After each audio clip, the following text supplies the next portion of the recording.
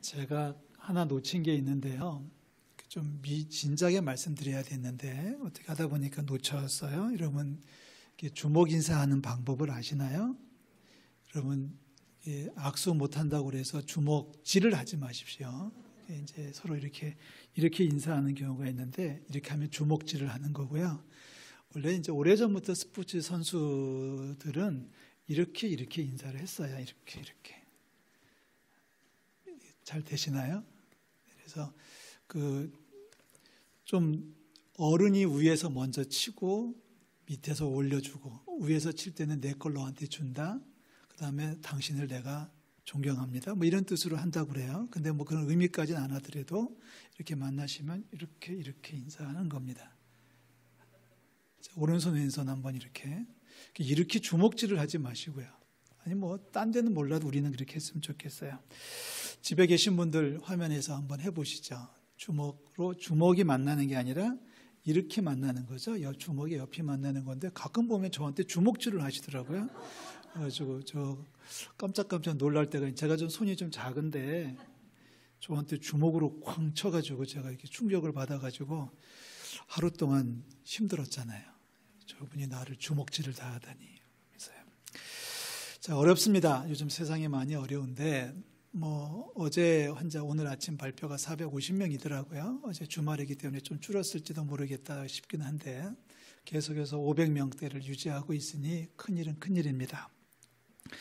몇 가지 이제 조치가 방역 지침이 다시 또 사회적 거리두기가 강화된다는 말이 들려오는데 어쨌거나 우리들은 오늘 예배할 수 있으며 감사드리고요.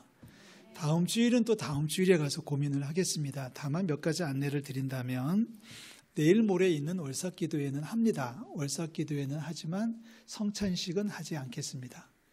월삭 매월 첫날 드리는 기도회는 매월만 아니라 매일같이 하는 새벽기도회인데 그래도 일요일 날이니까 한 번은 나와야 되지 않느냐라는 말씀을 드리는 거고요. 대신에 성찬식은 하지 않겠습니다. 목요일 날 우리 아이들 시험 보는 날 여러분들 위해서 응원해 주시고 기도해 주십시오. 그러니까 응원하는 방법은 만났을 때 격려해 주시는 거고요. 그리고 아래층 게시판에 여러분 교회 오실 수 있는 분들은 교회 오시고 못 오시면은 못 오시더라도 가정에서 기도해 주시는데 1시간씩 시험 보는 시간을 내가 다 기도를 못하면 그 시간이라도 시작할 때라도 기도해 주시면 돼요. 그러니까 이름이라도 적어 주시면 우리 아이들이 보고 힘을 얻을 수 있지 않을까 싶어집니다. 세상에 여러 가지 문제들이 있어서 이번 주간부터 당분간 금요 심야 기도회는 모이지 않겠습니다. 그러니까 주중에 모이는 수요일 예배는 하는 거고요. 계속 할 수 있는 한 하겠습니다. 그리고 새벽 기도회 매일 드리는 새벽 기도회도 할 수 있는 한 하겠고요. 아무래도 좀 공부방에 요청도 있고 해서 오늘 오후부터 교회는 문을 닫겠습니다. 교회는 문을 닫을 테니까 기도하기 원하시는 분들은 오셔서 벨을 누르시면 되고요. 근데 꼭 사무실에 누가 있는다는 보장은 못하니까 그것도 쉽지는 않겠습니다만은 하여튼 교회 일이 있으시면 전화를 먼저 하시든지 아니면 오셔서 벨을 눌러주시고요. 새벽 기도는 열어놓겠습니다. 그리고 공부방에 일이 있으신 분은 뒷문을 이용해서 공부방에 출입해 주시면 고맙겠습니다. 오늘 온라인 예배 하시는 분들이 많이 계실 것 같은데요. 온라인 예배 하시는 분들에게 부탁을 드립니다. 온라인 예배를 하시고 나면 끝나자마자 곧바로 유희동 목사님 핸드폰에다가 온라인 예배 했어요라고 문자를 남겨주시기를 부탁을 드리겠습니다. 지금 우리가 예배를 마치면은 어떤 분이 출석하셨는지 출석을 못하셨는지를 다 정리를 매주마다 하거든요. 근데 온라인은 우리가 알 방법이 없는 거예요. 그러니까 온라인 예배 하신 분들은 꼭 거기다가 예배했어요라고 알려주시면 사무실에서 시간을 많이 절약할 수 있을 것 같습니다. 안 해주시면 그냥 결석이 되는 거예요. 결석이 되는 겁니다. 그래도 오늘 예배할 수 있음에 감사를 드립니다. 하나님께서 우리 예배를 받아주실 줄로 믿습니다. 예수님께서 이 땅에 오시는 것이 이제 강림, 대강, 대림이라고 우리가 얘기하고 있어요. 교회에서는 대강절이라고 우리가 쓰고 있는데 어느 교회에서는 대림절, 수림절 이런 말도 쓸 수 있습니다. 대강절, 주님께서 오시는 것을 마음 깊이 기다리는 절기가 대강절입니다. 오늘부터 시작해서 대강절 둘째, 셋째, 넷째 주일이 지나면 곧바로 우리는 성탄절을 맞이하죠. 이번 대강절에 우리의 인생이 변화되고 우리의 삶이 회복되는 놀라운 역사가 있기를 주의 이름으로 축복합니다. 예수님께서 이 땅에 오셔서 하신 일 가운데 여러 가지 일을 많이 하셨지만 오늘 우리가 살펴보고자 하는 단어는 치료자입니다. 따라 하시겠어요? 치료자 예수. 예수님이 이 땅에 오셔서 많은 환자들을 치료하셨습니다. 오늘 우리가 마태복음 8장 14절을 읽었는데 마태복음 8장은 바로 산상수훈에 이어지는 말씀이잖아요. 그러니까 5장, 6장, 7장에서 산에 오르셔서 하나님 나라의 복음을 전파하신 예수님께서 산상수훈을 다 마치신 다음에 산에서 내려오셔서 하신 일이 뭐냐면 많은 병자들을 고치십니다. 8장 1절, 2절에 보면은 산에서 내려오시니 수많은 무리가 따랐다. 한 나병 환자가 나왔다. 주님께서 고쳐주셨다라고 얘기를 하고 있습니다. 8장 14절 읽었는데 거기도 예수님 베드로의 장모의 병을 고치시는 이야기가 등장합니다.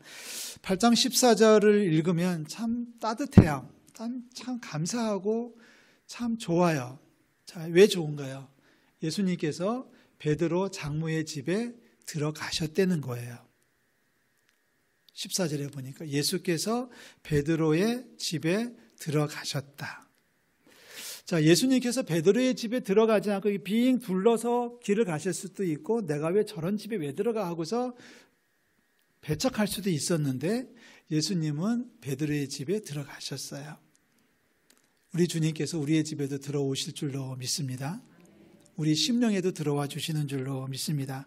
첫째는 베드로의 집에 들어가셨고요. 두 번째는 그의 장모가 열병으로 앓아 누운 것을 보셨어요. 열병으로 앓아 누운 것을 보셨어요. 이 보셨다고 하는 게 얼마나 또 감사한 건지요. 눈을 돌리지 아니하시고 못 본 척하지 아니하시고 눈을 보셨다는 거예요. 우리 주님께서 우리를 지켜보고 계신 줄로 믿습니다.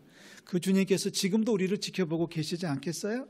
우리를 못 본 척하시는 분이 아니고 우리에게서 눈을 돌리시는 분이 아니고 우리를 보고 계신 주님. 그리고 세 번째, 주님께서는 15절에 베드로 장모의 손을 만지셨습니다. 자, 베드로의 장모가 누군가요? 지금 열병을 앓고 있는 사람입니다. 열병이라고 하는 것은 바로 열이 나는 병이에요. 왜 열이 났는지는 검사를 해봐야 되죠.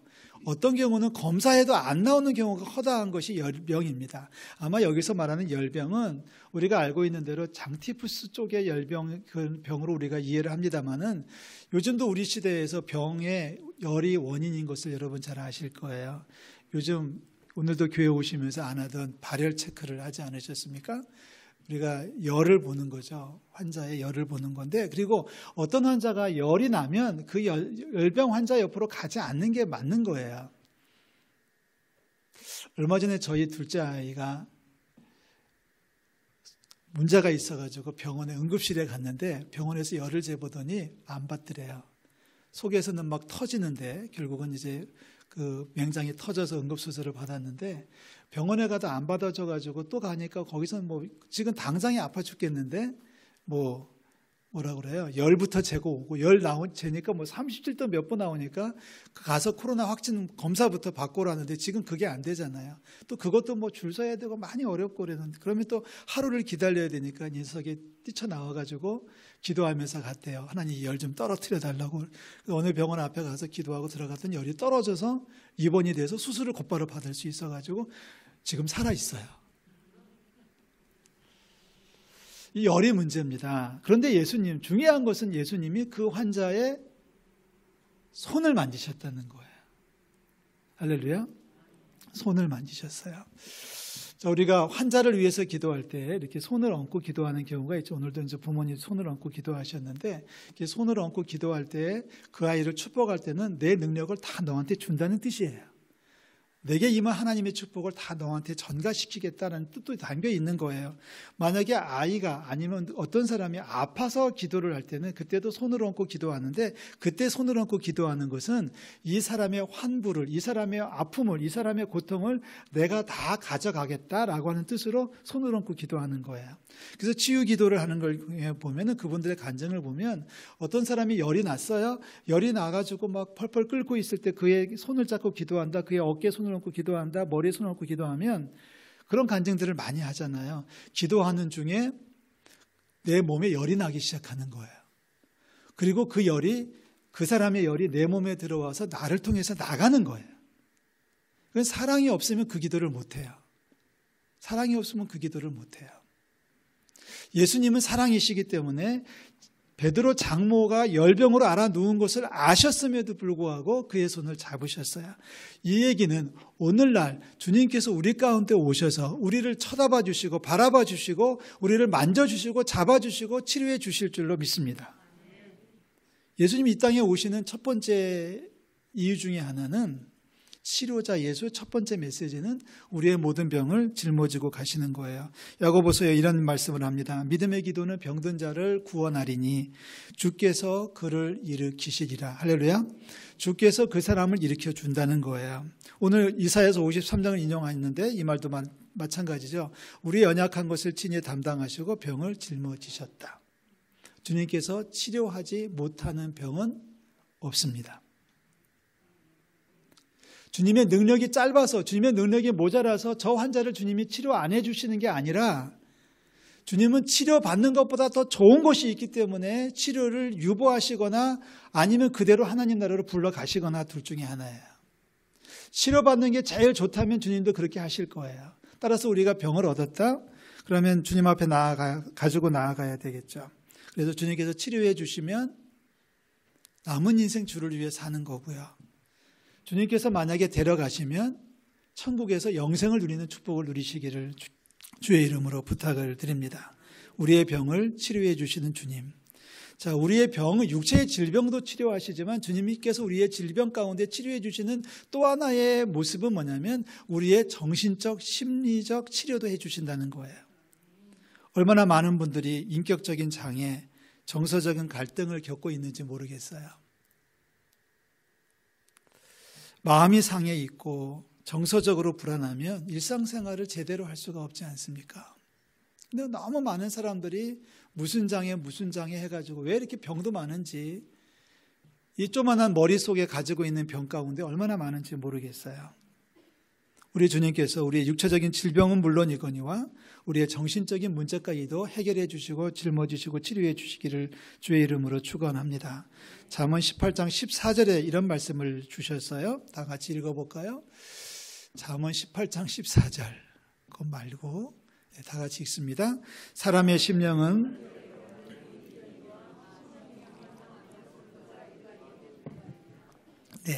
사람의 심령은 그의 병을 능히 이긴다. 아무리 몸이 아파도 마음이 건강하면 이길 수 있다는 거예요.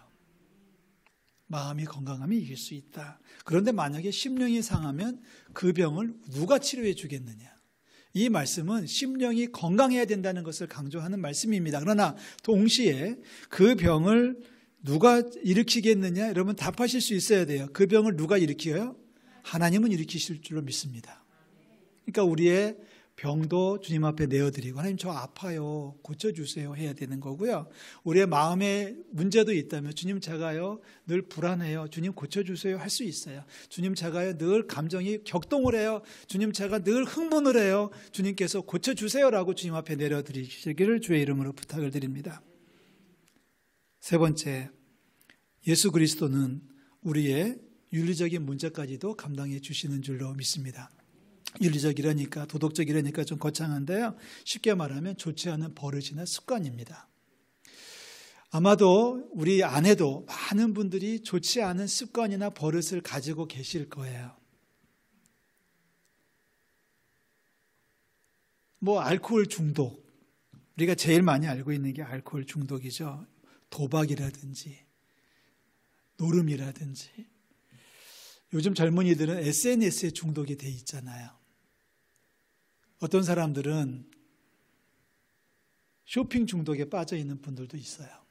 수십 가지의 중독 증세가 있습니다. 그러면 중독이 뭐냐면 이거나 이제 이번만 하고 그만할 거야 라고 해놓고 또 하는 게 중독이 된 거예요.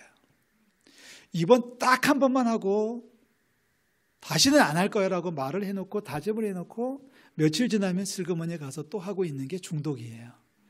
여러분 중독에서부터 해방되시기를 주의 이름으로 부탁을 드립니다. 자, 중독에서 빠져나오는 방법이 뭐가 있을까요? 그것을 끊어내는 방법이 있다면 뭘까요? 있는 그대로 주님 앞에 짓고 하시기를 주의 이름으로 부탁을 드립니다. 짓고 이러면 무슨 뜻이에요? 직접적으로, 직설적으로 고백하는 것을 짓고라고 하죠. 자, 이렇게 기도합니다. 주님, 제가 약물에 중독이 되어 있습니다. 끊어 주시옵소서. 한번 따라해 보실래요? 주님, 제가 게임에 빠져 있습니다. 끊어 주시옵소서. 이렇게 기도할 수 있어요. 주님, 제가 세상 향락에 빠져 있습니다. 제가 지금 도박에 빠져 있습니다. 주님, 저를 꺼내 주십시오. 저를 빼내 주시옵소서. 짓고 하는 거예요. 잘 기억하십시오. 제가 지금 이렇게 기도했나요? 주님, 제가 이거를 끊을 수 있도록 제게 능력도 지혜도 믿음도 주시옵소서. 그렇게 기도 안 했습니다. 그렇게 기도해도 됩니다. 그렇게 기도해도 하나님이 들어주실 때는 들어주실 거예요. 주님, 제가 이 도박을 끊을 수 있도록, 제가 이 향락에서 빠져나올 수 있도록 제게 능력 주세요, 지혜 주세요, 뭐라고 달라고 기도할 수 있는데, 더 강력한 기도는 내가 하겠다는 게 아니라 주님이 직접 해달라는 거예요. 자, 제 손에 가시가 박혀 있습니다. 제가 얘기합니다. 엄마, 이거 빼낼 수 있도록 핀셋 좀 주세요 라고 할 수 있습니다. 자, 병원에 갔어요. 집에서 하다 안 돼가지고 병원에 갔습니다. 저도 뭐 그런 것 때문에 병원을 몇 차례 갔던 기억이 있는데요. 뭐 가시가 박히고 또 뭐 이런 것 때문에 가가지고 의사한테 얘기합니다. 선생님, 제가요 이 손톱 밑에 가시가 박혔는데요. 주님, 제가 이거를 빼낼 수 있도록 핀셋 좀 빌려주세요 라고 하는 게 좋을까요? 아니면 선생님, 여기에 뭐가 박혔는데 선생님 좀 빼주세요 라고 하는 게 맞을까요? 제가 너무 쉬운 문제를 드렸나요? 자, 하나님 앞에 문제를 가지고 갔어요. 주님, 제가 도박을 자꾸 해요. 제가 자꾸 알코올을 해요. 제가 자꾸 이런 문제가 있고 저런 문제가 있어요. 주님 앞에 가지고 나갔어요. 그리고 주님 앞에 얘기합니다. 주님, 제가 이거를 끊으려고 하는데 이거를 끊어내도록 칼 좀 빌려주세요. 차라리 주님, 잘라주세요, 빼내주세요, 끊어주세요라고 하는 게 더 강력하지 않을까요? 내가 하려고 하지 말고 내가 할 수 있도록, 물론 내가 하는 것도 좋겠지만 아예 주님 앞에 더, 적어도 우리가 대강절을 보내면서 출발하면서 이거는 정말 필요한 기도예요. 주님, 제 문제가 이게 있으니까, 이게 아프니까 주님 고쳐주세요, 주님 해결해 주세요가 훨씬 빠르다는 거죠. 적어도 이 대강절 기간 중에는, 적어도 2020년 코로나 때문에 싸우는 이 엄연한 현실 속에서는 우리가 기도가 좀 더 직설적으로 갔으면 좋겠어요. 도와주세요가 아니라 아예 문제를 드리는 거죠. 히스기야 왕이 아수르 군대의 침입을 받아가지고 나라가 위태로워졌을 때 저쪽에 사령관이 편지를 보내요. 협박 편지를 보내요. 항복해라. 편지를 보낼 때 히스기야 임금이 그 편지를 받아가지고 하나님의 전에 올라갑니다. 그리고 하나님 앞에 그 편지를 꺼냅니다. 우리식으로 말하면 강대상에 올라오는 거겠죠. 그러고 나서 이렇게 기도를 시작해요. 풀면 이런 겁니다. 하나님, 제가 이런 편지를 받았거든요. 좀 읽어보세요. 자기의 문제를 짚고 하는 거예요. 마지막 하나 중요한 것은 치료자 예수님께서 우리에게 오셔서 하시는 가장 중요한 일은 우리의 죄와 허물을 치료해 주실 줄로 믿습니다. 사실 예수님께서 이 땅에 오신 궁극적인 목적은 바로 이 문제입니다. 죄와 허물로부터 우리를 해방해서 영생에 이르도록 하시기 위해서 이 땅에 오셨습니다. 자, 우리가 잘 아는 말씀 몇 군데만 읽어보려고 하는데요. 빌립보서 2장 6절 말씀 여러분 보시죠. 빌립보서 2장 6절에서 8절까지 말씀 다 같이 읽습니다. 그는 근본 하나님의 본체시나 하나님과 동등됨을 취할 것으로 여기지 아니하시고 오히려 자기를 비워 종의 형체를 가지사 사람들과 같이 되셨고 사람의 모양으로 자기를 낮추시고 죽기까지 복종하셨으니 곧 십자가에 죽으심이라. 할렐루야. 이 땅에 오신 거예요. 오늘 찬양대가 갈보리 십자가를 찬양하는데 제가 가슴이 뭉클해졌어요. 우리는 대강절 첫째 주간에 성탄절에도 십자가를 볼 수 있는 사람들 아닙니까? 아기 예수 빵긋빵 오는 아기 예수의 모습 속에서 십자가를 보는 게 믿음이에요. 왜 오셨어요? 왜 오시는 거예요? 그 하나님과 동등됨을 취할 것으로 여기지 아니하시고 자기를 비워 종의 형체를 가지사 사람의 모양으로 나타나셔서 자기를 낮추시고 죽기까지 복종하셨다. 십자가에 죽으셨다는 겁니다. 왜 죽으시나요? 왜 오셨나요?